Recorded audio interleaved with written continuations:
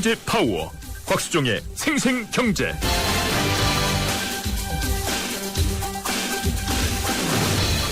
안녕하십니까. 10월 14일 월요일 YTN 생생경제 시작하겠습니다. 곽수종입니다.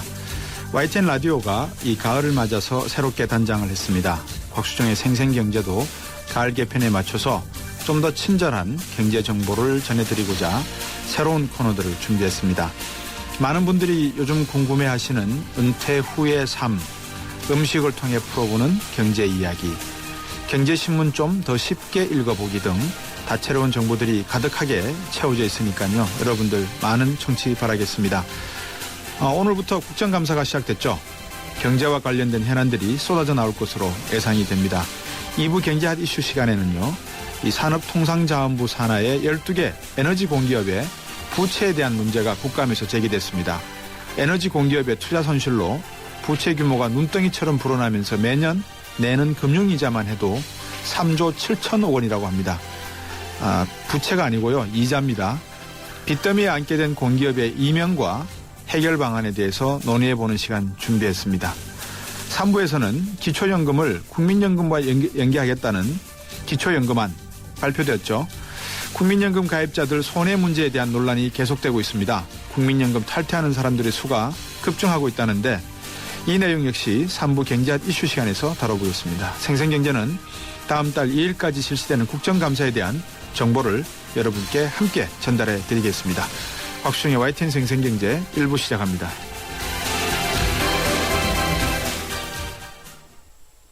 자동차 1년에 얼마나 타세요? 한 9,000km? 사고 난 적은요? 3년간 없죠. 그럼 보험료 할인 더 받으셔야죠. 마일리지로 할인받고 3년 무사고로 또 한 번 할인. 악사 다이렉트 자동차 보험 1566-1566 악사 다이렉트. 가입 시 유의사항을 꼭 확인하세요.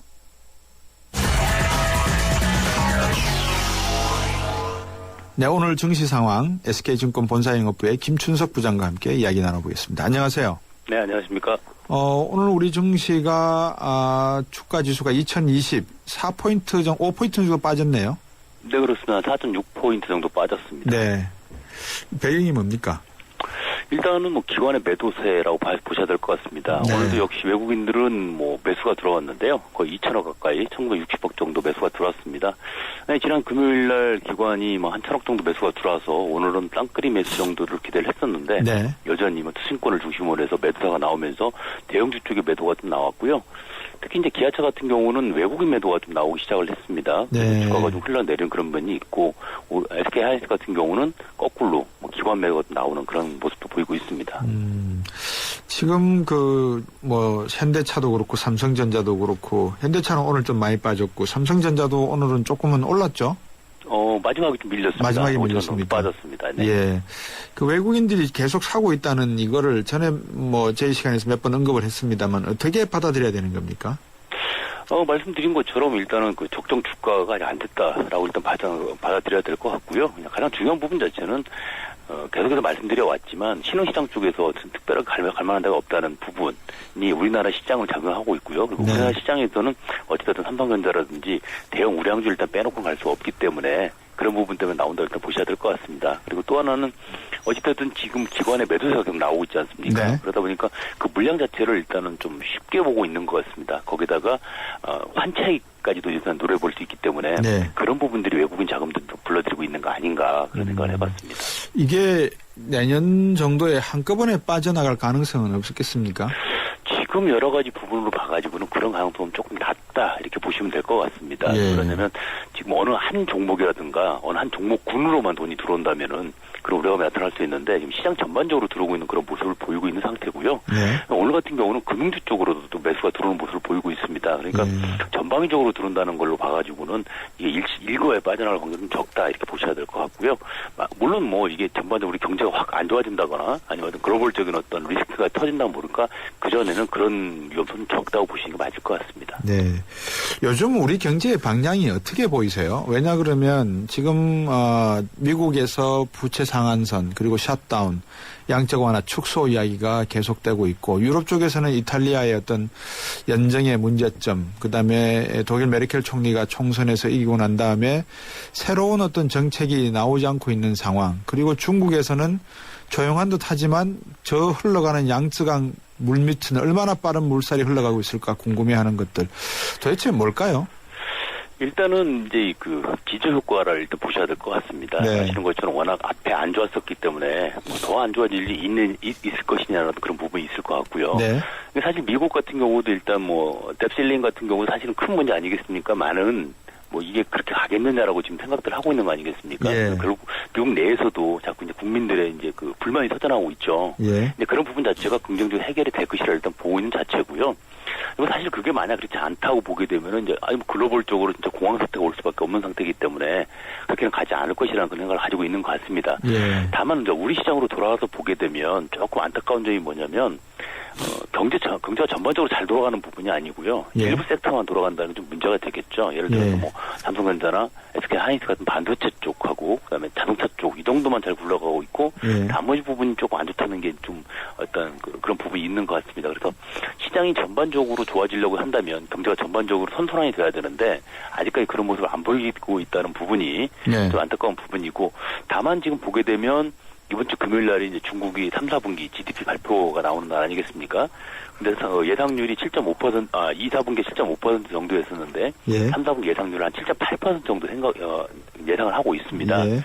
그렇다면 아무래도 우리와 연관이 큰 중국 시장이 조금씩 좋아지고 있다는 모습이기 때문에, 예. 그런 점에 조금 희망 섞인 어떤 그런 게 나오지 않느냐, 그렇게 볼 수 있을 것 같습니다. 단기적으로 보면 우리 주가가 반등하는 것은 앞에서 말씀해 주셨지만 신흥국 시장에서 몰려있던 자금이 대기 자금으로 전환이 되면서 이게 가서 쉴 곳이 한국 시장 외에는 마땅한 곳이 없다. 오케이. 그래서 한국의 외국인들이 지금 건 10조가량 32일째 순매수를 취하고 있다. 이해가 됩니다. 그런데 제가 질문을 드렸지만 도대체 그러면 그 세계 선진국의 시장은 안정적이냐. 이제 뭐 더 이상 큰 문제는 없냐. 그래서 이 돈이 계속 우리나라에 머물러 있을 것이냐에 대한 질문은 답은 어떻게 나올까요? 일단은 뭐 가능성이 높다고 저는 보고 있습니다. 네. 앞서 말씀드린 것처럼 가장 크게 작용했던 게 미국의 출구 전략이 아니었습니까? 네. 양적 완화 철회 부분인데 그런 부분 자체도 이제 어찌됐든 옐런 부총재가 이제 그 총재로 지명이 되면서 일단 뭐 내년 12월 또는 내년으로 일단 시행 시기가 좀 늦춰질 거라고 얘기가 나오고 있는 상태고요. 예. 그다음에 이탈리아 정정 불안 자체도 현 총리 자체가 다시 이제 그 의회에서 신임을 얻었지 않습니까? 그러다 보니까 그런 부분이 좀 잦아들고 있는 부분이고, 그다음 독일 같은 경우도 말씀하셨지만 일단 연장 협상이 본격화되고 있는 상태이기 때문에 상상하고요. 그래서 그런 부분 자체가 그 안 좋은 부분을 이제 덮어가고 있는 그런 모습 같습니다. 그리고 계속해서 이 방송 통해서 말씀드려왔던 것처럼 사실 유럽 쪽을 쥐고 있는 게 미국이라면 네. 중국을 쥐고 있는 게 유럽 쪽 아니겠습니까? 예. 근데 미국이 좀 풀리고 유럽이 풀린다면 결국 중국도 풀릴 것이다. 그러면 그쪽이 돌아가는 우리나라도 역시 좀 더 나아지지 않겠느냐라는 그런 부분이고요. 예. 또 하나가 그동안 원자재 시장이 좀 안 좋았었지 않습니까? 네. 근데 요새 원자재가 좀 움직이고 있는데 아시는 것처럼 가장 큰 원자재를 필요로 하는 시장, 수요처가 바로 중국입니다. 근데 중국 쪽에 들어가는 구리라든가 이런 어떤 원자재들이 상당히 늘어나고 있습니다. 그리고 가격도 올라가고 있는 그런 모습이고 앞으로 전망도 좋게 보고 있는 부분 자체가 중국 시장이 이제 바닥을 친 거 아니냐라는 어떤 그런 인식들을 가지고 있는 것 같습니다. 그래서 전반적으로 어찌됐든 지금 중국이 뭐 전 세계 뭐 원자재 블랙홀 이런 얘기까지 나왔었는데 중국 시장이 좋아진다고 친다면 전반적인 시장 흐름도 글로벌리한 시장 흐름도 좀 좋아지는 거 아니냐 이렇게 보고 있는 것 같습니다. 네. 말씀을 해 주셨지만 세계 시장도 지금 일단은 전망이 좀 엇갈리는 소식들이 있네요. 그러니까 구리 앞에서 지적하셨듯이 구리 가격이 오르고 있다는 것은 세계 경제가 어느 정도 회복세에 있다는 것이고 더 이상 악화되는 게 없다. 악화되지 않을 것이다라고 하지만 또 일부에서는 재정 건전성 문제가 중요한 이슈가 되기 때문에 선진국 문제는 여전히 남아있다. 그죠? 네, 그렇습니다. 네, 그런 부분 자체는 이제 그 뭐라 그럴까요? 동전의 양면이다 이렇게 볼 수까지 네. 있을 것 같은데 또 하나 희망적인 게 뭐냐면 사실 물동량을 치다 보면 가장 우선적으로 나오는 게 조선주 아니겠습니까? 네. 조선이라든가 어떤 운송 관련주들인데 지금 중고 성과라든가 신주성 가격대 계속 올라가고 있는 모습을 보이고 있습니다. 그렇다면 결론적으로 업계에서도 향후에 물동량이 증가할 걸로 보는 거고요. 네. 그건 교역량이 증가한다고 볼 수가 있거든요. 네. 그래서 또 하나 어떤 지수가 되지 않나 이렇게 보고 있습니다. 제가 좋아하는 대사 중에 하나가 대장금의 장금이가 어릴 때 한 대사거든요.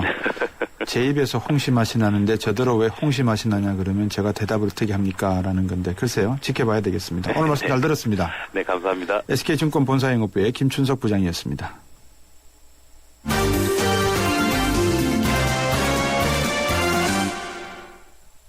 네, 오늘 경제뉴스 한국일보 이성철 산업부장과 함께 정리해드리겠습니다. 안녕하세요. 안녕하세요. 이 소식이 다 올라왔군요. 쌀 풍년 소식요. 네. 통계청 아직 뭐 이제 이 추수가 다 끝난 건 아니죠. 네. 근데 이제 통계청이 이제 미리 예비 조사를 합니다. 그때 보니까 올해 쌀 예상 생산량이 작년보다 5.8% 정도 증가한 424만 톤으로 지금 전망이 됐습니다.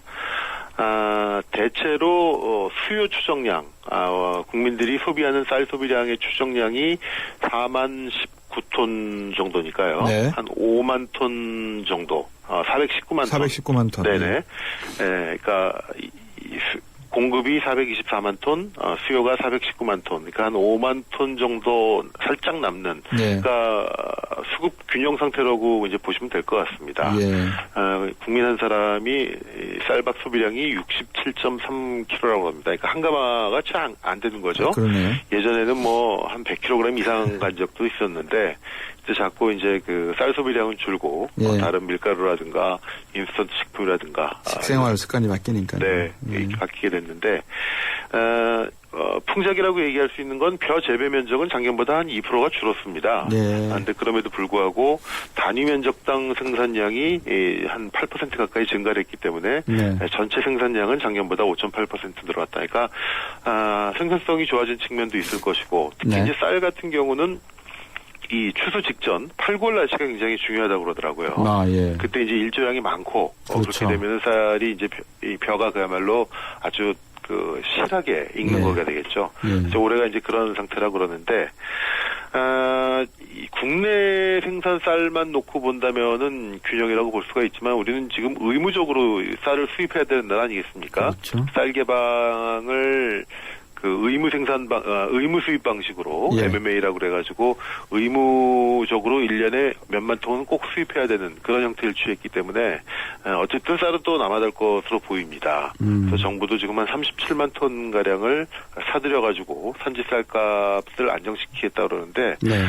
아마도 이제 머지않은 장래에 쌀 시장은 완전히 개방이 될 것 같습니다. 그러니까 쌀 시장이 개방된다는 건 어떤 의미냐면 지금은 개방은 안 하는 대신에 의무적으로 이제 몇만 톤씩 의무적으로 수입하는 그 양이 정해져 있었는데, 그러니까 네. 국내가 풍년이 되든 충년이 되든 그 양만큼 무조건 사와야 되는 겁니다. 네. 이제 쌀 시장이 완전히 개방이 되면은 그야말로 이제 가격 원리가 이제 작동이 되기 때문에 거기에 맞춰서 이제 관세를 붙여가지고 쌀이 남아돌면 덜 수입할 수도 있고 모자르면 더 수입할 수도 있고 물론 그것이 어떤 결과를 초래하게 될지는 좀 더 지켜봐야 됩니다.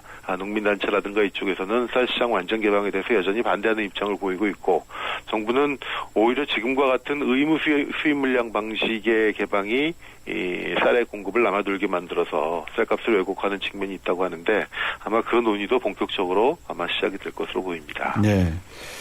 참 이 쌀은 또 한편에서는 WTO 조약에 의해서 강제가 아니죠. 의무적으로 수입을 해야 되고 네. 한쪽은 또 넘쳐나고 그나마 쌀 자금률이 좀 나은 게 다행이네요. 그러니까 지금으로서는 어쨌든 쌀을 자꾸 어차피 밥의 소비량은 점점 줄어듭니다. 네. 어쩔 수가 없고요.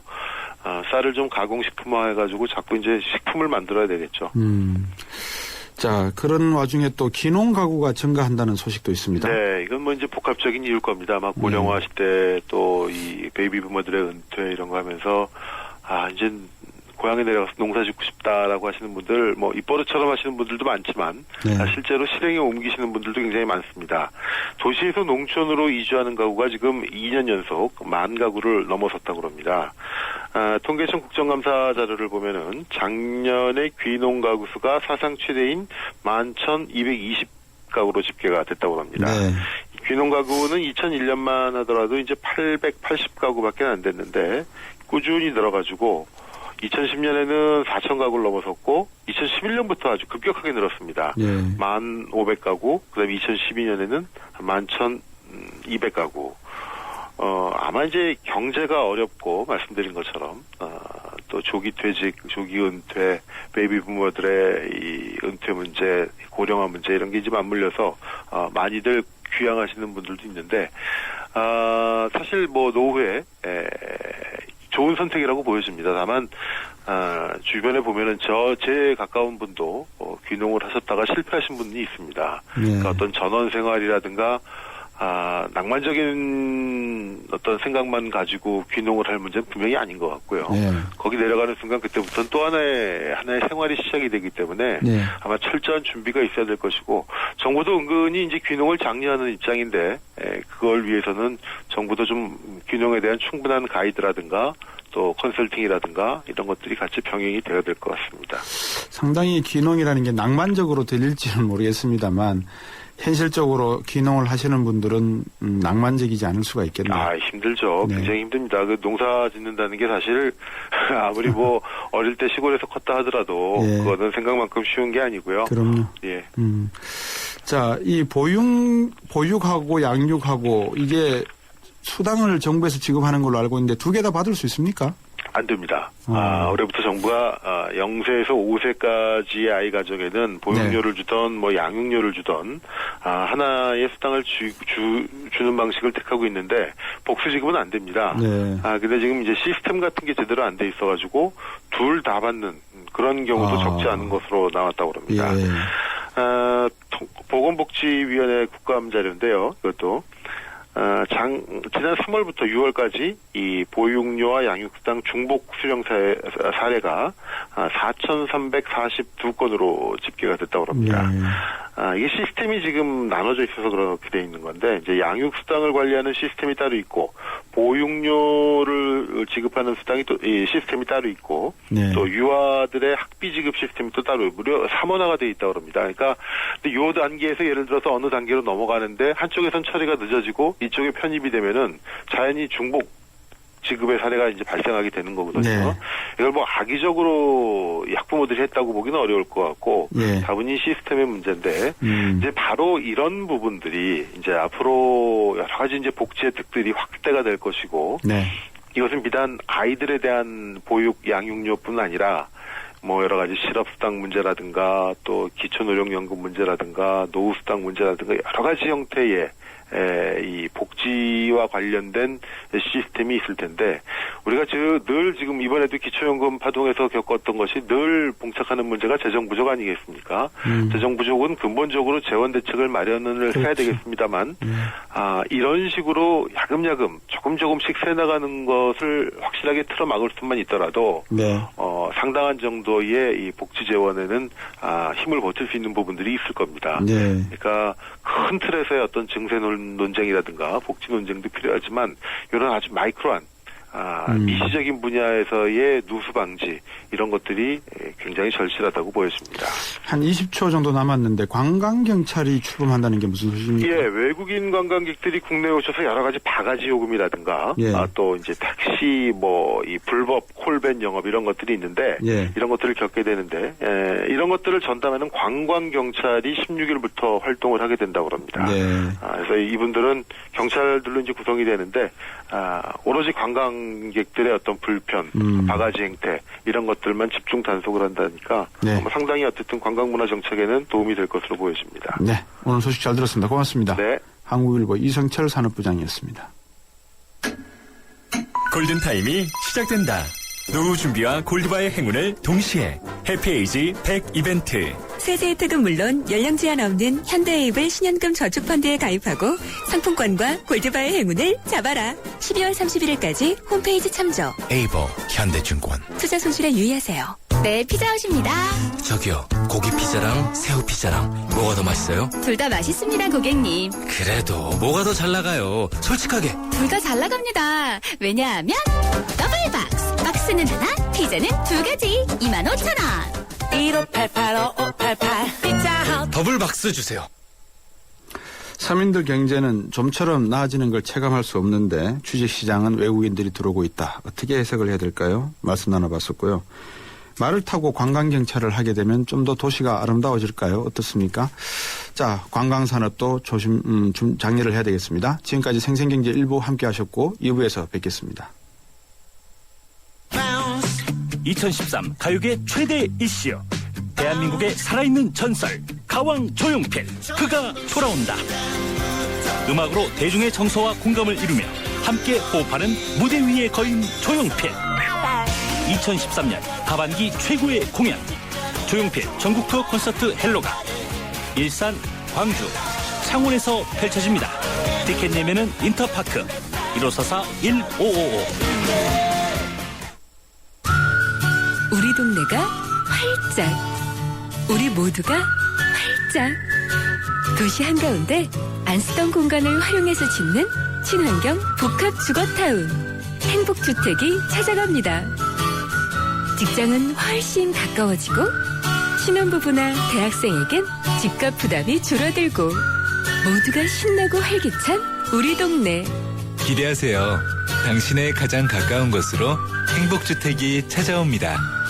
행복이 활짝. 이 캠페인은 국토교통부와 LH, 코레일, 한국철도시설공단이 함께합니다.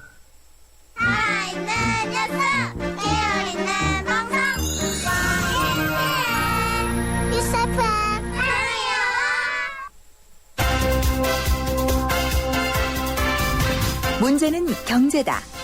경제를 풀어봅니다. 곽수종의 생생경제.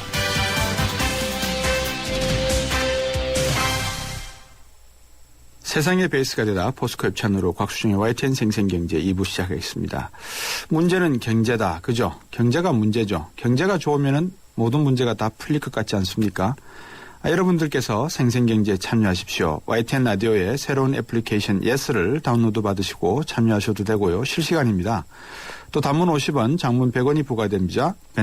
휴대전화 우물정 0945번, 트위터는 @YTN 밑줄 이코노미, 그리고 웹사이트에 들어오셔서 여러분들께서 긴 사연 또는 많은 글, 의견 남기실 수 있고 참여하실 수 있습니다. 기다리겠습니다. 가스비가 많이 나오면 큰일. 전기세까지 많이 나오면 더 큰일. 그래서 경동나비엔이 개발했다. 스스로 전기까지 생산하는 가정용 전기발전 보일러. 보일러 여기까지 왔다. 국가대표 보일러. 경동나비엔. 나랑 결혼해줄래? 내 속까지 풀 스테인리스로 건강하고 깨끗하게 지켜주고 아껴주고 싶으니까 코코 풀 스테인리스 2.0 에코. 매일 너와 쿠쿠하고 싶어. 쿠쿠. 아이고 우리 심청이가 팔려가다니. 그래도 내 걱정은 하지 마셔. 심청이가 안심포를 주고 갔으니까 이 안심포는 24시간 긴급 출동의 건강상담 서비스까지 받을 수 있어이다. 알뜰폰에 새콤을 더하면 S1 안심폰. 삼성 디지털 프라자에서 만나세요. 곽수종의 생생경제. 네, 오늘부터 국정감사가 시작됐습니다. 경제 관련된 소식들이 많이 쏟아져 나올 건데요. 우리가 반드시 이해하고 가야 될 문제, 또 짚고 넘어가야 될 문제점, 곽수정의 YTN 생생경제에서 짚고 넘어가겠습니다. 그리고 알고 넘어가도록 하겠습니다. 오늘 소식은요, 에너지 공기업 부실 경영 문제입니다. 놀랄만한 사실이 있는데요. 최근 5년간 에너지 공기업의 부채, 에너지 공기업이라고 하는 것은 광물자원공사, 가스공사, 석유공사, 한국전력, 한국수력원자력을 말합니다. 얼마인 줄 아십니까? 부채가 150조 원을 넘어섰답니다. 전체 공기업 부채 중에 50%를 넘는 겁니다. 이것만 놀랄 일이 있는 게 아닙니다. 공기업 기관들 빚으로 빚을 갚으면서 성과급으로 상여금을 챙기기까지 했답니다. 공기업 부채 문제 어떻게 해결해야 되겠습니까? 우리가 세금 내서 여러분들 친척들 호주머니 채워주니까 별 이상 없습니까? 자, 자세한 이야기를 직접 민주당의 추미애 의원과 함께 이야기 나눠보겠습니다. 안녕하세요. 안녕하세요. 네. 국정감사 시작됐죠? 네, 오늘부터요. 네. 제가 지금 말씀을 드렸는데 공기업 부채, 하루 이틀 이야기가 아닙니다만 에너지 공기업 부채가 상당하다는데 어느 정도가 됩니까? 네, 말씀하신 것처럼 전체 공기업 부채 353조 가운데 12개 에너지 공기업 부채만 150조 원이 넘습니다. 어마어마하죠. 네. 그 부채 규모 상위 10대 공기업에는 네. 에너지 공기업인 한국전력, 가스공사, 석유공사 이렇게 3개 다 포함되어 있습니다. 예. 에너지 공기업의 이런 부실 규모가 큰 이유는 뭡니까? 주로는 이제 이게 그 청와대에서 뭐 그냥 이 투자 판단 없이 네. 밀실로 그 지침을 내리고 하달하고 이래서 끌고 간 측면이 가장 큰 원인인 것 같고요. 예. 그러니까 전문가나 뭐 어떤 외부의 조력이 전혀 없이 간 거죠. 예. 밀실 행정의 표본이라 할 수 있죠. 예. 또 아까 지적해 주신 것처럼 그런 엄청난 금액의 성과급 챙기기, 이런 도덕적 해이, 이런 게 주요한 원인이라 할 수 있습니다. 예. 청와대 밀실만 없애면 되겠군요. 그러니까 이게 전문가가 제대로 투자 판단을 하고 예. 또 그 투자 심사를 하는 그런 기관이 그 외부에서 투자 적격 부적격을 가려내고 해야 되는데 이게 네. 어떤 정권의 전리품처럼 예. 정권 한번 잡으면 5년 동안 그냥 지난번 자원 외교하면서 형님이 비행기 타고 수없이 날아다니면서 한 게 있잖아요. 네. 근데 그런 것들이 다 이렇게 부실이고 이 적자 채무를 급증시키면서 이 말하자면 뭐 국민 혈세로 메꿔야 되는 국민의 그런 부담을 늘렸다. 네, 네. 그런데 전문가 말씀을 하셨는데 한국 수력 원자력만 하더라도 원전 마피아라고 불릴 정도의 전문가 그룹이 있지 않습니까? 마피아라고 하셨으니까 마피아지 전문가가 아니지 않습니까? 그러니까 외부의 그 투명한 감시, 감사 이런 걸 불가능하게 하니까 마피아인 거죠. 네. 자, 권력 마피아도 마피아지만 그런 집단 마피아도 문제인 거죠. 예, 이 마피아에 보니까는 뭐 S대 교수분들도 있고 S대 출신들도 네. 있고 정부의 고위 관료직도 네. 있고 다 있더라고요. 전문가라고 네, 불릴 만한 분들. 네, 그러니까 서로의 잘못을 눈 감아주면서 사실 상여금이라 하면 장사가 잘 돼서 영업이익이 많은 거에 대해서 칭찬을 하고 성과급을 줌으로써 또 더 잘 해오라 이런 거잖아요. 네. 그런데 이 채무로 갚으면서 3조 3천억 가량의 상여금 잔치를 했으니까 네. 말이 안 되는 거죠. 네. 말씀 나오신 김에 상여금 네. 잔치를 조 단위의 상여금으로 챙겼다. 약 에너지 네. 공기업의 성과 상여금 총액이 3조 3,500억 원이다. 이 말씀하셨잖아요. 네, 네, 네. 상여금이라는 것을 이렇게 줘야 될 이유가 어디에 있는 겁니까? 보통 상여금은 왜 주는 겁니까? 그러니까 상여금이라는 건 성과급 비슷하게 그 잘한 것에 대한 상탄인 건데요. 네. 이와 같이 그러니까 한 건 해왔는데 그 한 건이 다 부실 덩어리예요. 네. 그럼에도 불구하고 막 성과금을 막 준 것이죠. 네. 그러니까 그것뿐만 아니에요. 또 이 에너지 공기업들이 재정을 메꾸기 위해서 그 같은 5년 기간 동안 정부 지원금을 13조 원이나 지원받아 챙겼어요. 네. 그러니까 정말 악순환인 거죠. 그러니까 국회에서 이렇게 국정감사 동안에 산업통상자원부 감사도 하시고 국정감사를 하시는데 네. 이런 네. 일이 계속 되어지고 있는 이유는 어디에 있습니까?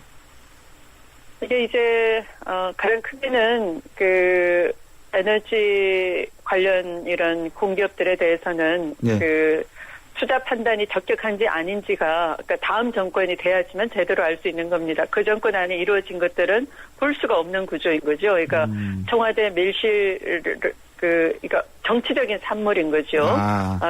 그렇기 때문에 네. 그게 어떤 권력이 결정한 대로 따라가는 것이고 네. 어떻게 보면 이 에너지 공기업들도 이름만 빌려준 경우도 꽤 있을 겁니다. 네. 그러니까 이게 뭐 기관장이 나가는 것도 네. 다 낙하산 인사인 거고, 그러니까 권력과 권력 집단이 이 투자 판단을 해가지고 곡간 빼먹듯이 하는 것들에 대해서는 국민 혈세로 다 부담 지우지만 누구가 이렇게 감시할 수 있는 구조가 안 되는 것이죠. 자, 그러면 이제 그러니까, 말씀하신 대로 부채 증가 원인을 두 가지로 보죠. 하나는 해외 투자에 대한 네. 실패 문제가 있었고 네. 또 하나는 이 장기 플랜에 의해서 움직여야 되는 전문가 그룹들에 의해서 평가받아야 되고 검토가 네. 되어지는 부분에 대한 부실적인 어떤 평가가 있었다. 이 두 가지 원인으로 놓고 보면 말입니다. 네. 네. 누가 이런 그 부실 경영 또 부실 투자에 대한 책임을 결국은 져야 되는 국민이 지고 있지 않습니까 지금?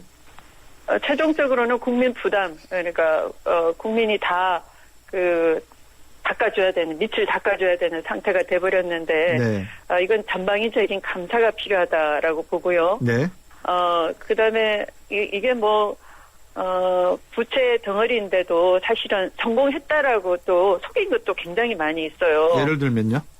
예, 지난 7월인가요?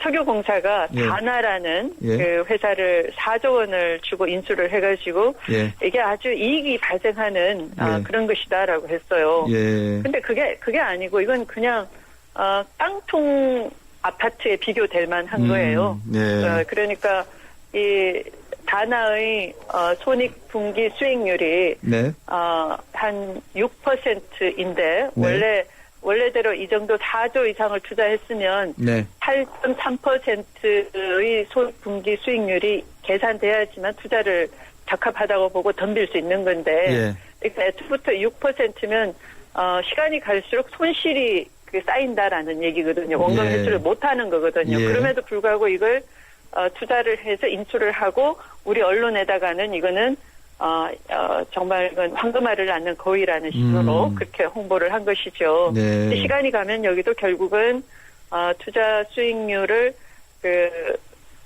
건지지 못하는 거니까 손실이 자꾸 발생될 수밖에 없는 것이죠. 그러니까 심지어 투자를 잘했다고 하는 것도 이 정도이고 아까 그 석유공사가 한 다른 경우 4조 원 이상을 투자했지만 이 하베스트라는 이런 대상에 대해서는 뭐 마이너스 9%의 연 손실이 발생하는 것이죠. 아, 그렇군요. 자, 이렇게 되면 결국은 이 재정 건전성 문제도 심각해지겠는데요? 맞습니다. 네. 어떻게 되겠습니까? 좀 세수가 부족한 상황에 복지 그랬는데 재정을 이렇게 자꾸 다른 곳에서 술술 새고 있고 준비를 좀 해야 되지 않겠습니까? 대응을? 네. 그러니까 이것은 지난 5년간 이 부채 증가 규모가 폭등을 한 것이 지금 언급한 이 적자를 많이 보고 있는 한국전력, 가스공사, 석유공사 이런 기업들이거든요. 이런 공기업이 해외 투자를 잘못해가지고 부채가 급증하고 있는 거예요. 그러면 이제 그 자원 외교의 성공 사례라고 뻥튀기를 자꾸 하고 있는데 지난 정권 한 22조를 투자했지만 한 100여 개가 넘는 한 148개 총 해외 투자 기업 수가 148개 정도 돼요. 근데 이 중에서 86개가 적자 기업 수니까 이것에 대해서는 정치 논리로 접근한 것들은 다 면밀히 살펴가지고 지금이라도 정리를 해야 되지 않는가. 그러니까 두면 자꾸 부채를 급증시키는 요인이 되는 것이니까요. 그러면 정부에서 국민들에게 말씀하시는 것 중에 속이고 있는 게 또 하나 있네요. GDP 대비 정부 부채가 34%나 45%밖에 안 된다는 것은 잘못 계산되거나 아니면은 너무 과소평가한 거 아니겠습니까? 그런 셈이죠. 이런 사례를 보면. 그러니까 공기업, 부실 공기업, 또 해외 투자, 그러니까 국민이 감시할 수 없는 거잖아요. 해외 투자에 있어서 얼마나 손실이 있는지는. 그럼 누가 감시를 해야 됩니까? 이런 부분에 대해서는 정말 시간이 갈수록 국민이 부담져야 될 빚이 자꾸 늘어나는 것이니까. 이 이명박 정부 다음의 지금 박근혜 정부에서는 정말 제대로 된 투명한 외부의 감사를 받아들여야 되겠죠. 외부 감사로 가자. 네. 제가 제안하는 것은 이제 일정한 규모 이상을 투자하는 경우에는 국회 상임위원회의 심사를 거치는 과정에서 이게 투명하게 되거든요. 그러니까 정치도가 게재됐는지 아니면 단기 성과주의로 자랑부터 하려고 하는 것인지 어떤 투자 판단 없이 성급한 MOU를 체결하려고 하는 것인지 이런 것들에 대해서는 상임위원 심의 과정을 거친다면 공개되면서 외부 전문가의 조력서 받게 되는 것이고 그런 것을 제도화할 필요가 있다 이렇게 생각을 합니다. 방금 말씀해 주신 내용을 입법화하시려고 지금 하고 계십니까? 네. 간단히 한번 어떤 입법인지 이 솜방망이 처벌 문제도 한번 짚어주셔야 될 것 같은데요. 그렇습니다. 지난번 이렇게 자료를 보면 이렇게 공기업이 해외 투자 손실을 발생시키고 하는데도 이 감사원으로부터 지적받은 경우는 3%에 불과합니다. 말씀해 주신 내용을 듣고 보니까 우리 정부가 정책의 방향성조차도 제대로 잡고 있지 못하는 거 아니냐. 원전이 좋다 그랬다가 이제는 별로 좋지가 않다, 합리적이지 않다 그러면서 또 원전도 줄이려고 한다 그러죠. 그러면 앞으로 이제 추미애 의원 같은 국회의원분들이 국회에서 해야 될 일이 좀 많아지시겠습니다.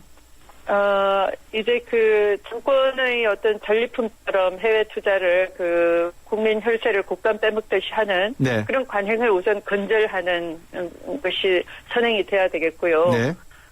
더불어서 이제 이런 공기업 공공기관 제도 개선 특별위원회를 구성을 해서 경영평가 전반을 제대로 좀 해야 된다 하는 그런 걸 제도를 제가 좀 선도적으로 마련하려고 하고요.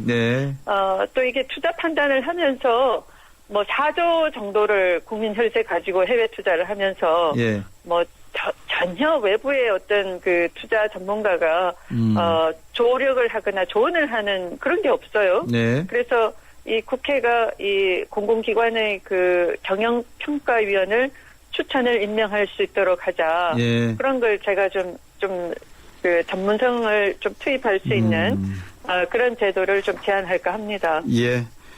우리 에너지 공급 부채가 급격히 늘어나고 있다는 점에서 우리 추미애 의원이 전방위적인 감사 부족을 지적하셨고 여기에 대한 경영평가가 정확하게 이루어져야 되겠다. 그래서 전문가를 중심으로 한 경영평가 이거 좌시할 수 없다 이런 말씀인 것 같습니다. 오늘 인터뷰 여기까지 하겠습니다. 고맙습니다. 네. 민주당의 추미애 의원이었습니다.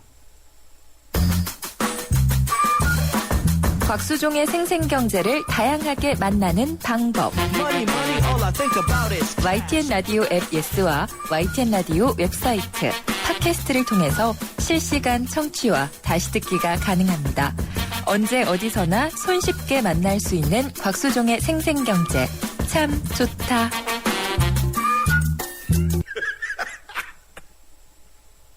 네, 미중산업경제연구소의 조영찬 소장과 함께 중국 이야기 좀 들어보겠습니다. 안녕하세요. 예, 안녕하십니까. 자, 오늘은 사자성어부터 시작할까요? 네, 오늘은 그 반근 착절이라는 그 사자성어를 한번 꺼내봤는데요. 네. 얽힐 박, 뿌리근, 섞일 착, 마디절입니다.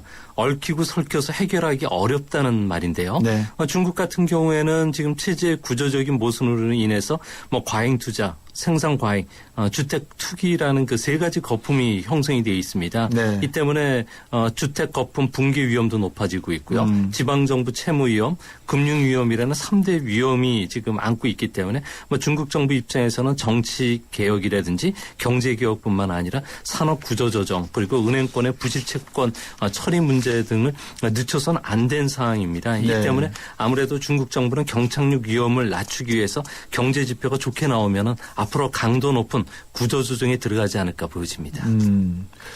자, 중국이 당면하고 있는 문제가 구조조정을 해야 된다. 이 참 세계 각국들은 구조조정, 구조개혁을 외치고 있는데 실제로 하는 나라는 별로 없어 보이고.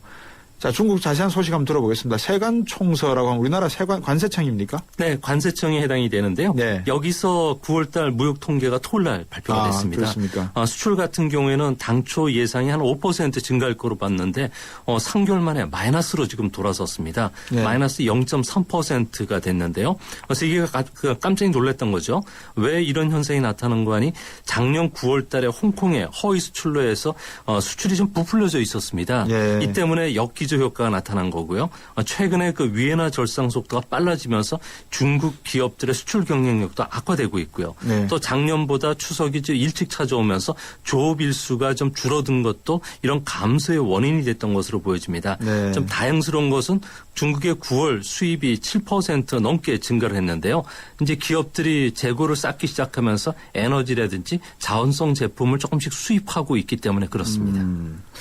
참 이 중국도 여러 가지 고민들이 많겠어요. 최고 지도부는 자기가 일단 호주머니에 많이 배를 채우고 있는 것 같으면서도 나라 걱정한다고 해서 지금 여러 가지 조치를 취하는데 중국 수출 경기가 부진한 것은 우리나라의 대중 수출에도 영향을 줄 수밖에 없겠죠. 그죠? 네, 당연히 그렇게 줘야 되는데요. 근데 네. 우리나라는 좀 특수하게 올해 들어서 9월까지 대중국 수출이 무려 10.8%나 늘어났습니다. 중국 그 수입 시장에서 점유율 1위를 기록하고 있는데요. 네. 아무래도 일본이라든지 대만의 그 주력 그 수출 품목인 휴대폰, 반도체, 디지털 TV 부분에서 우리가 수출 증가세가 더 앞서 있기 때문에 그렇습니다.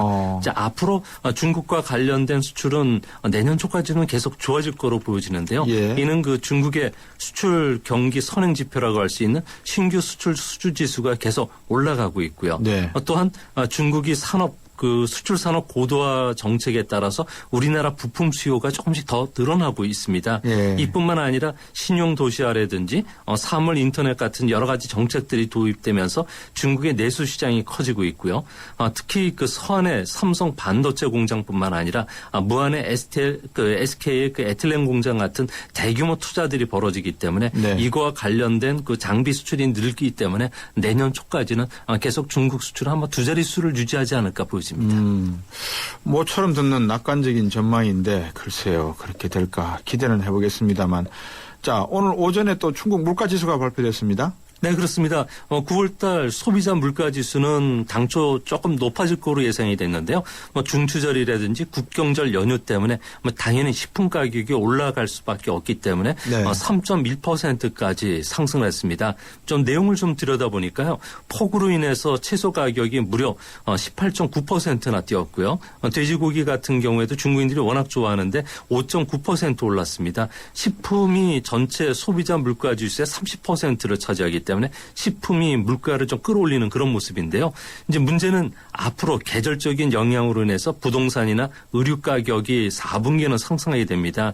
이 때문에 4분기 말에는 올해 중국 정부의 물가 목표인 3.5%까지 올라가는 비상사태에 걸릴 가능성이 높은데요. 이렇게 되면은 인플레이션 압력을 낮추기 위해서 인민은행이 통화 환수에 나설 것이고요. 네. 또 정부도 공급 측면에서 규제에 나서기 때문에 생각보다 중국의 성장률은 그 4분기에는 조금 낮아지지 않을까 보여집니다. 네.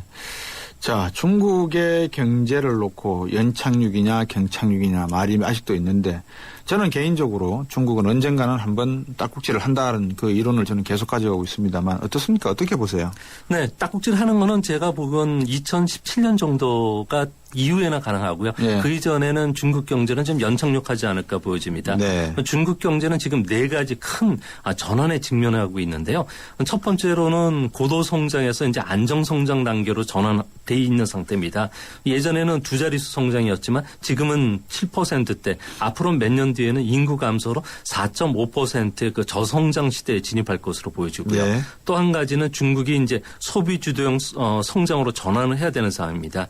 세 번째로는 이제는 에너지 그리고 자원 낭비형 성장으로는 더 이상 성장을 끌고 갈 수 없기 때문에 에너지 절약형 성장으로 전환이 시급한 상황이고요. 예. 마지막으로 중국은 이제 인건비 상승 때문에 세계 공장이 될 수가 없고요. 예. 세계 시장으로 바뀌는 가운데 있기 때문에 우리나라도 세계 공장 그 전략에서 이제는 중국과 관련된 새로운 소비 시장을 보는 전략으로 바뀌어야 되지 않나 보이십니다. 자, 상당히 희망적인 말씀인데 중국이 앞으로 직면할 많은 위험 중에서 그렇다면 그래도 굳이 꼭 이것만은 이야기해야 되겠다 싶은 게 있다면 어떤 위험입니까? 네, 지금 당장 터질 수 있는 위험은 주택 거품 위험하고요. 지방 채무 위험, 그리고 금융 위험이 되는데요. 그중에서도 주의 깊게 보셔야 될 부분이 주택 버블 붕괴에 대한 위험입니다. 네. 중국에서는 그 공실률에 대한 그 정부 통계 자료가 없는데요. 간접적으로 알 수 있는 게 전력 회사가 전국 660개 도시에 심어놓은 그 전기 그 계량기가 6개월 연속 사용하지 않는 주택 호구수입니다. 중국에서는 무려 6,540만 채가 전기를 6개월간 전혀 쓰지 않았다 그러는데요. 네. 이는 전국 공실률의 그 30% 안팎이 된다는 이야기입니다. 예. 또 빈방이 넘쳐나는데도 집세라든지 집값은 상승세가 멈추지를 않고 있는데요. 예. 지난 지난 10년간 전국 집값이 2.3배 올랐고요. 베이징이나 상하이, 광주와 같은 연안 도시는 4배가 뛰었습니다. 2011년부터 올해까지 임대주택 가격은 43개월 연속 상승을 했기 때문에 이런 공실률이라든지 집값 상승을 본다 그러면 중국의 그 집값은 분명히 버블이 터지지 않을까 보여집니다. 중국이 버블이 터질 않을까라고 말씀하시고 위에서는 낙관을 하신다 그랬단 말이에요. 딸꾹질은 2017년. 근데 아시다시피 세계 경제가 인류사 중에서 15번 있었단 말입니다. 그 15번의 대부분이 부동산 버블의 붕괴로 이루어졌습니다. 만약에 중국이 부동산 버블이 말씀하신 대로 터진다면 이거는 중국 경제가 경착륙 중에서도 초경착륙일 것 같은데. 네. 주택 버블 같은 그 많은 위험 요소가 있는데요. 네. 하지만 중국 같은 경우는 3조 5천억 달러에 달하는 외환 보유고를 갖고 있고요. 재정의 그 여유가 다른 나라보다 좀 많은 편입니다. 여기에 국유 기업의 그 기업 중 뿐만 아니라 은행단들의 대선 충당금 등을 고려하면은 당장 금융위기 로 확산되거나 채무 위기로 비화될 가능성이 낮고요. 낮다. 중국 같은 경우는 지난 그 5번의 경기 경착륙이 있었는데 네. 이게 모두 경제 문제나 외부 충격이 아니라 중국 내에서 일어난 정변 때문에 일어난 사태입니다. 예. 이런 측면을 보면 2017년 임기가 바뀔 때까지는 아마 일어나지 않을 것으로 보입니다. 낙관적으로 보시는군요. 네, 오늘 말씀 잘 들었습니다. 고맙습니다. 예, 감사합니다. 미중산업경제연구소의 조영찬 소장이었습니다. 묻지도 따지지도 않고 가장 많이 쓰는 깔기만 해도 심장이 바운스 바운스. 뭐 스마트폰 1등 주식 어플을 소개합니다. 증권사 어플 이용자 수 1위 키움증권 2013년 5월 랭키닷컴 기준. 역시 스마트폰에서도 키움. 키움 깔아야 되나? 고민하지 말고 키움 까시오. 투자 손실에 유의하세요. 아이가 뗐으면 사탕을 주긴 하는데 마음이 복잡해요. 먹여도 되나? 몸에 좋은 것도 아닌데. 서울우유가 엄마의 고민 하나를 덜었다. 칼슘에서 비타민 D3까지 우유의 영양이 듬뿍. 이거 완전 씹어먹는 우유네. 서울우유 밀크캔디. 모두가 하고 싶어하는 일보다 누군가 해야 하는 일을 하자. 오늘의 이익보다는 내일 더 필요한 일을 하자. 함께할 때 더 큰 가능성을 창조할 수 있기에 함께 더 멀리 내일을 키우는 에너지 한화. 제가 그랬죠. 홍시 맛이 나는데 저보고 왜 홍시 맛이 나냐고 물으시면 저는 어떻게 답합니까? 추미애 의원과 에너지 공기업 부채 증가와 관련해서 인터뷰 내용 많은 분들이 의견을 올려주셨습니다. 우리나라 정부 부채가 GDP 대비 40%대 중반이라고요? 공기업까지 합치면은 70%, 80% 넘어갈 것 같은데요. 재정 건전성 문제가 유럽 위기에 단초가 되었고 미국 경제 위기에 단초가 되었죠. 우리는 가계부채, 부동산 문제, 정부 부채까지 가져간다? 괜찮을까요? 1, 2부 여기서 정리하겠습니다. 내신 뉴스 듣고 생생경제 3부에서는 기초연금안에 대해서 이야기 나눠보겠습니다. 민주당의 최동익 의원입니다. 3부에서 뵙겠습니다.